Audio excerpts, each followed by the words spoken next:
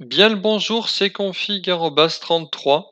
Aujourd'hui, nous allons voir qu'est-ce que les modes sans échec. Alors, je suis là pour vous montrer comment accéder aux modes sans échec. Les modes sans échec sont créés pour vous permettre de récupérer l'accès au bureau, enfin à Windows, ou du moins aux paramètres de Windows, lorsque celui-ci n'arrive plus à démarrer. Que ce soit en cas de problème de driver, de virus, de blue screen ou encore de récupération de données, désinstallation d'un logiciel ou désinstallation d'un antivirus. Le mode sans échec va vous permettre d'effectuer toutes ces opérations, enfin toutes ces opérations de maintenance, pour vous permettre de récupérer après un système Windows fonctionnel. Ce faire lorsque vous souhaitez en démarrer un mode sans échec. Dans Windows, recherchez Paramètres. Allez ensuite dans Mise à jour et Récupération. Choisissez ensuite Redémarrer. Patientez quelques minutes. Au choix des options, choisissez Dépannage. Continuez dans les options avancées. Cliquez ensuite sur Paramètres. Bien entendu, vous avez tout un choix d'options, mais nous allons vraiment aller sur Paramètres. Vous allez être ensuite invité à redémarrer l'ordinateur. Au redémarrage de l'ordinateur, vous aurez accès à un choix d'options F1, F2, F3, F4, F5, F6, F7, etc. Et si vous choisissez une de ces fonctions, vous allez du coup démarrer dans un mode en particulier. Le mode sans échec, c'est un mode dans lequel vous avez accès uniquement au bureau et à tous les programmes actuellement installés sur l'ordinateur. Le mode sans échec avec prise en charge de réseau est un mode sur lequel vous avez accès au bureau, à tous les programmes installés sur l'ordinateur, mais aussi à Internet. Enfin, vous avez votre carte réseau qui sera reconnue. Donc, vous allez pouvoir ouvrir votre navigateur afin de télécharger un logiciel, par exemple, tel qu'un logiciel de désinfection ou un logiciel de test de disque dur. Et enfin, le troisième mode sans échec, c'est en quelque sorte le dernier rempart de Windows. C'est l'invite de commande en mode sans échec. On va dire que Windows va juste démarrer en mode sans échec avec les drivers de base, mais vous affichez pas le bureau ni l'explorateur, mais juste une fenêtre d'invite de commande, une fenêtre CMD depuis laquelle vous allez pouvoir rentrer les options système. Bien entendu, ce mode-là est recommandé à tous les utilisateurs expérimentés de Windows. Dans cette vidéo, j'ai fait le choix de démarrer en mode sans échec avec prise en charge de réseau, parce que c'est bien entendu le mode sans échec le plus fonctionnel et le plus utilisé. Maintenant que vous avez vu comment démarrer en mode sans échec à partir des paramètres et des options avancées de Windows, vous allez voir comment démarrer en mode sans échec de façon permanente. C'est-à-dire que votre ordinateur va démarrer toujours en mode sans échec jusqu'à que vous lui dites stop, je souhaite que tu redémarres normalement. Je m'explique. La- les premières minutes de la vidéo, je vous ai montré comment démarrer en mode sans échec. Mais c'est-à-dire que lorsque vous allez faire démarrer, arrêter, donc une fois que vous avez fini vos opérations de maintenance, l'ordinateur va redémarrer normalement, c'est-à-dire sur l'environnement Windows standard.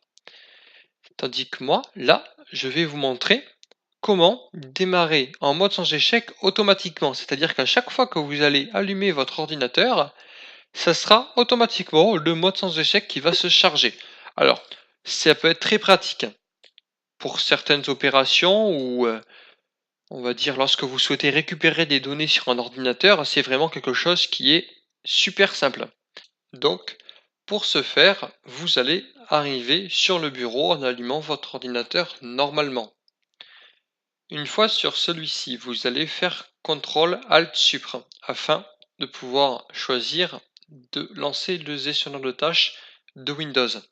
Une fois celui-ci lancé, vous allez écrire msconfig, puis cocher la case exécuter avec les privilèges administrateurs, puis valider par OK. Une fois msconfig ouvert, allez dans démarrer et choisissez de démarrer en mode minimal. Un message vous invite alors à redémarrer aussitôt la machine, accepter. Et attention, à partir de ce moment-là, votre ordinateur ne fera que redémarrer en mode sans échec à chaque fois que vous allez allumer votre ordinateur. Voilà, comme vous allez le voir, c'est bien le mode sans échec standard qui va se charger. Donc bien entendu, ça va être un peu plus rapide qu'un démarrage normal parce qu'il y a moins de processus à charger.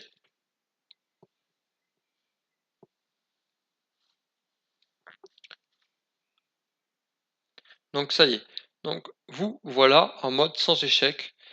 Bon, admettons que ça y est, vous ayez fini, ça fait déjà 10 ou 15 fois que votre ordinateur redémarre en mode sans échec et que vous souhaitez annuler ça, que vous souhaitez que votre ordinateur redémarre normalement.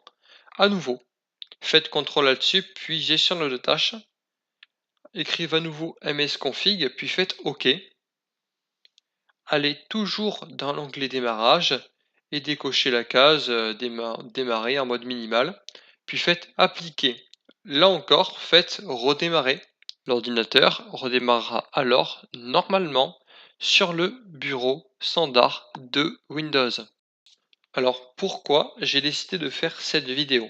Alors parce qu'aujourd'hui, on va dire que beaucoup de personnes utilisent Windows et que on va dire presque tout le monde sera peut-être amené au moins une fois à démarrer en mode sans échec pour X raisons et c'est toujours utile de savoir démarrer en mode sans échec, du moins en mode sans échec avec prise en charge de réseau comme en mode sans échec standard, afin de pouvoir effectuer des opérations telles qu'un truc tout banal, la désinstallation d'un antivirus. En effet, les antivirus sont des programmes très lourds, très résistants qui sont bien ancrés dans votre système, donc bien installés profondément, qui créent plein de clés de registre, plein de fichiers.